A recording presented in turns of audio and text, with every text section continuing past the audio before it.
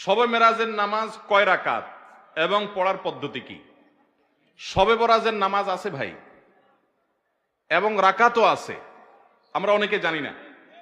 শুনেন না, আজকে শবে মেরাজের নামাজ হলো 5 ওয়াক্ত। কয় ওয়াক্ত? শবে মেরাজ উপলক্ষে বা মেরাজকে কেন্দ্র করে প্রতিদিন 5 ওয়াক্ত নামাজ পড়তে হবে, কারণ এই 5 ওয়াক্ত নামাজ কোত্থেকে আসছে? অতএব এটা মেরাজ উপলক্ষের নামাজ বলা যায়, মেরাজকে কেন্দ্র করে এই নামাজ আসছে, তাই না? অতএব মেরাজের নামাজ বলতে যদি কিছু থাকে তাহলে সেটা হলো কোন নামাজ? 5 ওয়াক্ত নামাজ। আর 5 ওয়াক্ত নামাজের রাকাত সংখ্যা নিয়ম তো জানা আছে, তাই না? অতএব তাহলে আর মেরাজের নামাজের আলাদা নিয়ম না বললেও চলবে।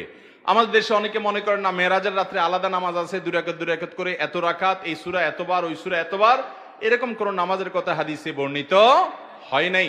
নবী করিম সাল্লাল্লাহু আলাইহি ওয়াসাল্লামের মেরাজ হয়েছে সেটা সত্য, বরং মহাসত্য। তার ইসরা হয়েছে সেটি সত্য, মহাসত্য। কোরআনে আয়াত আছে, অস্বীকার করলে ঈমান থাকবে না। কিন্তু সেই মেরাজ ঠিক কোন সনে হয়েছে, কোন তারিখে হয়েছে, এগুলো নিয়ে প্রায় 15-16টা মত আছে ইতিহাসবিদদের মধ্যে।